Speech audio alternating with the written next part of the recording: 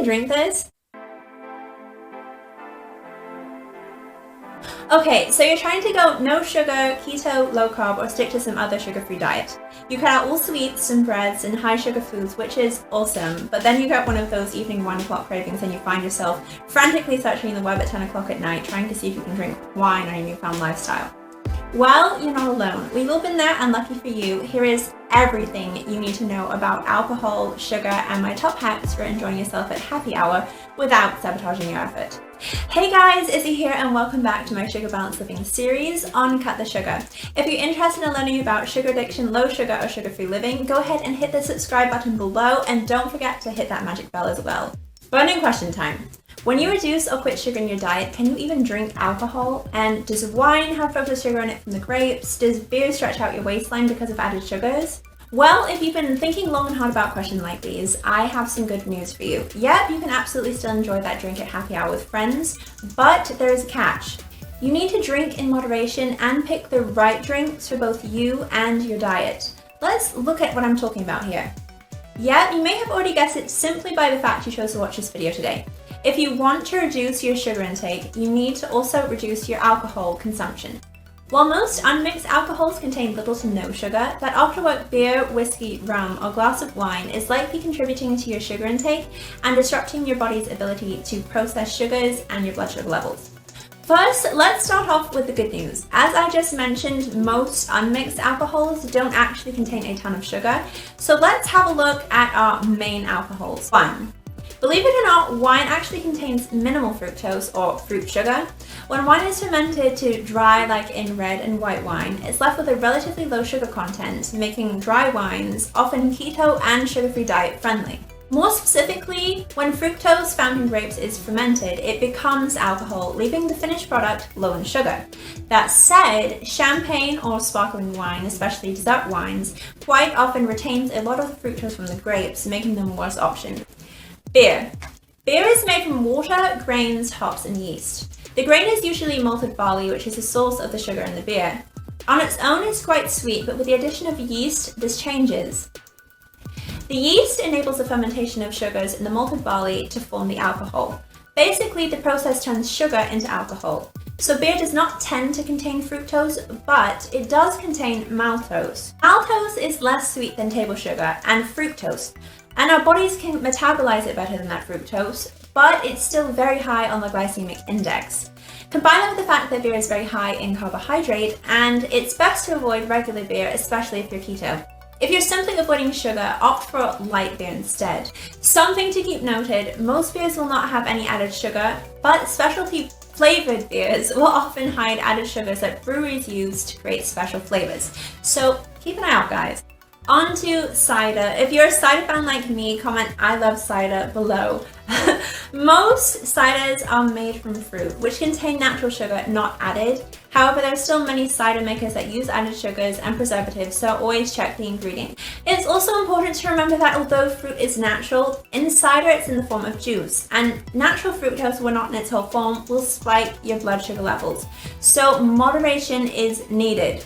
Sorry, keto cider fans, but you should note that no cider is low in carb. Now on to spirits, and we're not talking about the ghost type.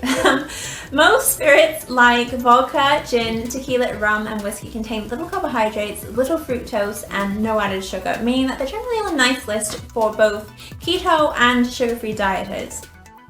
Now it's time for the bad news. Now we've taken a look at each top alcohol group, we can see that many unmixed alcohols are naturally low in sugar, with hard alcohols being best on that front. However, sugar content and carbohydrates aren't the only factor to consider when mulling over that mulled wine. Excessive alcohol consumption still leads to many metabolic and health issues, and while alcohol is low in fructose, it's still high in empty calories. In fact, it does disrupt your metabolic system and ability to process sugars, as well as messing with your blood sugar levels in a way similarly to sugar. While you drink, all normal metabolic processes are put on the back burner, and your body burns excess amount of calories before it burns any of the fat or sugar, even small amounts, from the alcoholic drink, which is why heavy drinking often equals weight gain. Even moderate amounts of alcohol can cause your blood sugar levels to rise, and once you process the alcohol, your blood sugar levels drop dramatically. In fact, alcohol keeps your liver from releasing glucose, which is a blood sugar regulator. Alcohol also stimulates your cravings for junky comfort foods by depleting the body's glycogen or carbohydrate storage, causes dehydration, slows down the body's metabolism as much as 80%, and decreases electrolytes like sodium, causing carby, salty, sugary, and processed food cravings. And since you're not sober, your willpower is lower, making you more likely to reach for that bag of sweet barbecue chips. Another problem that we face is that we don't know how much sugar or how many calories we're getting in any given drink.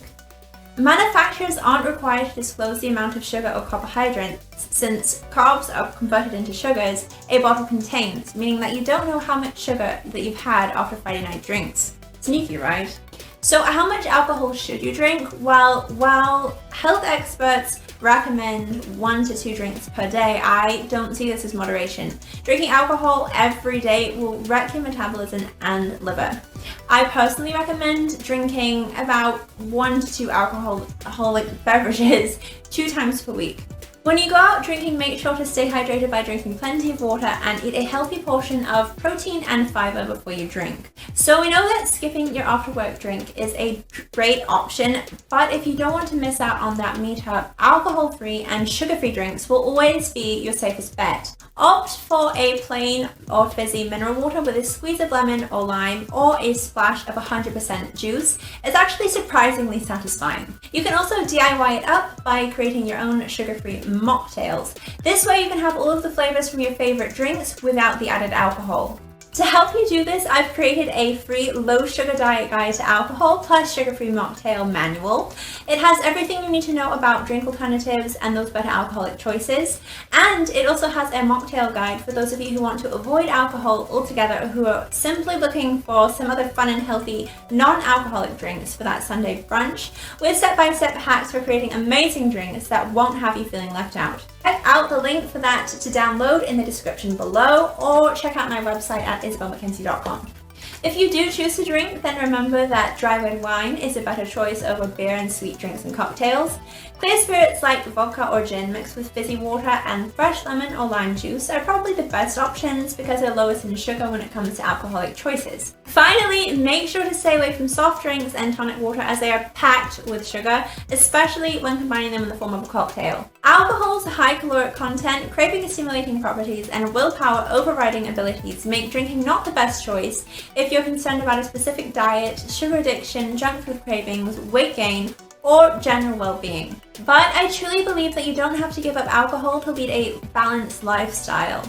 After all, knowledge is key. When you know what to expect from that glass of champagne, you'll know how to best preempt any effects from it. Working on learning to moderate your alcohol consumption and implementing healthier steps when you drink will help you ease those effects. That's it for today, guys. I hope you found everything in this video useful, and remember, always drink responsibly. If you like this video, hit the thumbs up, subscribe if you haven't already, and leave a comment below. I want to know what your favorite drinks are. I always read every single comment because you guys are my partners in wine. Also, don't forget to follow me on Instagram and TikTok for daily tips and recipe hacks just like these, and to download my free healthy mocktail guide. Links for everything is in the description yet again. Check out my Sugar Balance Living Series playlist to learn more awesome advice, tips, and facts about sugar balance and beating sugar addiction that can help you create your healthiest, most balanced, and most importantly, happiest life. Thank you so much for watching, and I will catch you guys later.